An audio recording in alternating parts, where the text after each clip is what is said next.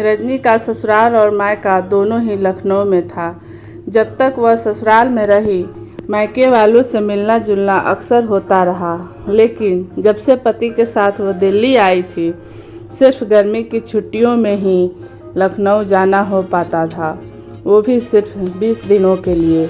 उतने ही दिनों में वह मायके से ससुराल तक का सफ़र तय कर वापस आ जाती थी। उतने कम दिनों में भी वो अपने गांव जाकर अपनी दादी से मिलना नहीं भूलती थी, क्योंकि वह अपनी दादी की आंखों का तारा थी। दोनों दादी पोती में बहुत प्यार था। उस दिन बच्चों को स्कूल और पति को ऑफिस भेजकर वह जल्दी जल्दी घर का काम निपटाने में लगी थी। पड़ोसन के साथ मार्केट जाने का प्रोग्राम बना था। बच्चों के स्कूल से आते ही उन्हें खिला पिला कर निकल जाना था। अभी खाना लेकर बैठी ही थी कि मोबाइल बजने लगी। खाने का पहला निवाला मुंह में डालते हुए वह चार्ज में लगे मोबाइल की तरफ लपकी। उसे लगा कि पड़ोसन ने मार्केट जाने के बारे में फ़ोन किया होगा, लेकिन मम्मी का फ़ोन देखकर वह वापस आकर खाना ख़त्म करने लगी। उसने खाना खाकर आराम से बात करने का सोचा। जब तक उसने खाना ख़त्म किया, तब तक रुक रुक कर उसकी माँ का फ़ोन आते रहा। रजनी ने जल्दी से जूठे बर्तन को रसोई में रखा और हाथ पोंछकर माँ को फ़ोन मिलाने लगी। एक ही रिंग में रजनी की माँ ने फ़ोन रिसीव कर लिया। बेटा, फ़ोन क्यों नहीं उठा रही थी? मैं बार बार फ़ोन कर रही थी तो सोचना चाहिए ना कि कुछ अर्जेंट होगा। रजनी की माँ भारी आवाज़ में बोली। माँ, मैं खाना खा रही थी, क्या हुआ? सब ठीक तो है ना? तुम्हारी आवाज़ भारी क्यों लग रही है? रजनी बोली, कुछ ठीक नहीं है बेटा। 4-5 दिनों से तेरी दादी की तबीयत ठीक नहीं थी। हम उनका इलाज कराने के लिए गांव से लखनऊ ले आए थे, लेकिन ठीक नहीं हुआ और आज सुबह 10 बजे हम सबको छोड़कर चली गई। इतना बोलकर रजनी की माँ रोने लग गई। माँ, जब 4-5 दिनों से दादी बीमार थी तो मुझे क्यों नहीं बताया? मैं भी दादी से मिलने लखनऊ आ गई होती। अब दादी से कभी मिलना नहीं हो पाएगा। रजनी भी फुट फुट कर रोने लगी।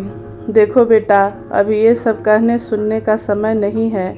अगर दादी का अंतिम दर्शन करना चाहती हो तो जल्दी से लखनऊ के लिए निकल जा।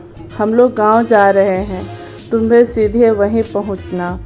रजनी की माँ ने फ़ोन रख दिया। दादी की मौत की खबर सुन रजनी को झटका सा लगा। उसने जल्दी से अपने पति रोहन को फ़ोन कर सारी बातें बताई और खुद जल्दी जल्दी बैग में अपना और बच्चों के कपड़े पैक करने लगी।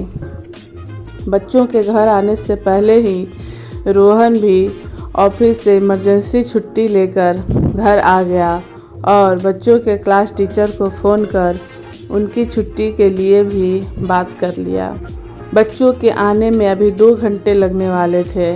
उतना समय नहीं था। रजनी जार जार रोए जा रही थी। रोहन से रजनी का रोना बर्दाश्त नहीं हो रहा था, इसलिए वह बच्चों को लाने स्कूल चला गया। वह जल्दी ही बच्चों को लेकर आ गया। रजनी तैयार बैठी थी। रोहन रास्ते में ही बच्चों को सब कुछ बता चुका था, इसलिए बच्चे रजनी से सवाल जवाब किए बगैर चुपचाप यूनिफॉर्म चेंज कर तैयार हो गए और आनन फानन में सब एयरपोर्ट के लिए निकल गए।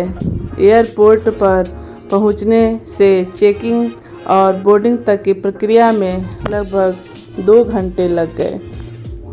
इन 2 घंटे में रजनी एक बार भी कुछ नहीं बोली, बस दादी को याद कर रोती रही। फ्लाइट की उड़ान भरते ही रजनी बादलों में बैठ अपने बचपन की सैर करने लगी।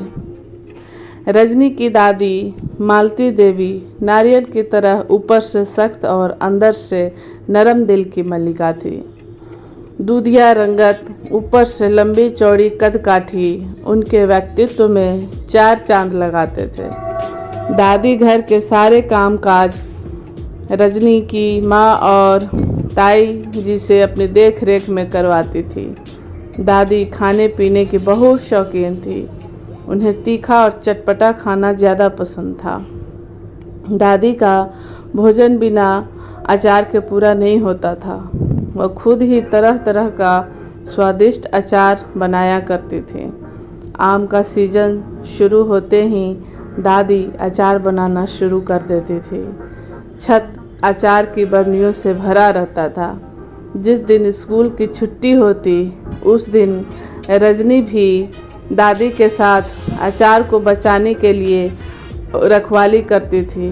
पंछी अक्सर अचार को बर्बाद कर बैठते थे, इसलिए क्योंकि दादी के बनाए स्वादिष्ट अचार को खाने का लालच जो होता था, सारे घर में दादी के हाथ के अचार की खुशबू फैली होती थी। दादी के कमरे में तो पूरे साल अचार की ही खुशबू आती थी, क्योंकि अचार की सारी बरनियाँ दादी अपने कमरे में ही जो रखती थी। 5 पोते पोतियों में रजनी को दादी सबसे ज़्यादा पसंद करती थी, क्योंकि रजनी दादी का बहुत कहा मानती थी। दादी के साथ अचार सुखाने से लेकर दादी के नहाने के लिए चापाकल से पानी भरने तक का काम करती थी रजनी। वह रात में दादी के साथ सोती भी थी। रात में दादी उसे तरह तरह की कहानियाँ भी सुनाया करती थी। रजनी को भी दादी की तरह तीखा और चटपटा खाना ही पसंद था। दादी की लाडली होने के कारण उसे अचार खाने को बहुत मिलता था। रजनी जब ब्याह कर ससुराल गई तो वहाँ का खाना उसके गले से नहीं उतरता था, क्योंकि उसके ससुराल वाले तीखा बिल्कुल भी नहीं खाते थे। जब रजनी पहली बार मायके आई तो दादी के सामने अपना दुखड़ा रोने लगी। तब से लेकर आज तक दादी बाकी किसी को अचार दे या ना दे, लेकिन उसके लिए पूरे साल भर का अचार बनाकर भेजती थी। लखनऊ एयरपोर्ट पर लैंडिंग होते ही रजनी ख्यालों की दुनिया से वापस लौटी। गांव पहुंचते पहुंचते शाम के 5 बज गए थे। संस्कार की सारी तैयारी हो चुकी थी, बस रजनी का ही इंतज़ार हो रहा था।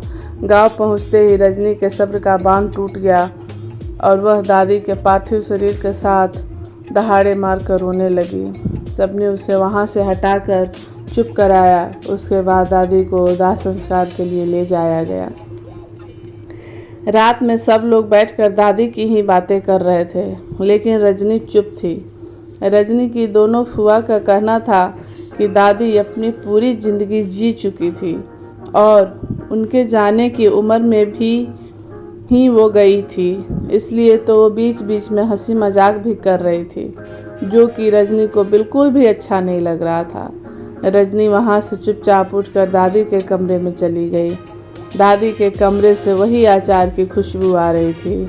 रजनी की आंखों के सामने बचपन की एक एक घटनाएं फिल्मी सीन की तरह चलने लगी।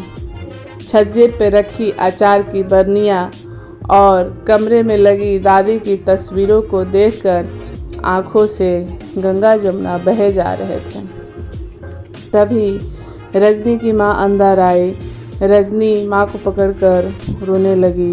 माँ ने उसे समझा बुझाकर शांत कराया और बाहर सबके बीच लेकर गई। सबसे बातचीत करते हुए रजनी धीरे धीरे शांत हो गई। दादी के 13वीं तक रजनी दादी के कमरे में ही सोई।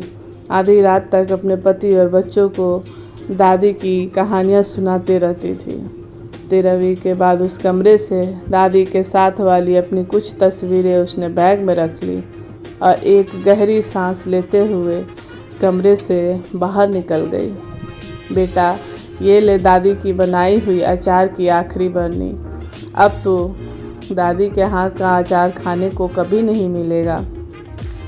घर से निकलने के समय अचार की बरनी देते हुए माँ रो पड़ी। माँ के हाथ से अचार की बरनी लेकर उसने सीने से लगा लिया। जाने वाले चले जाते हैं, लेकिन अपने पीछे अचार की तरह ही मीठी यादें छोड़ जाते हैं। दोस्तों, मेरी कहानी आप लोगों को कैसी लगी बताइएगा ज़रूर और मेरे चैनल को लाइक और सब्सक्राइब करिएगा।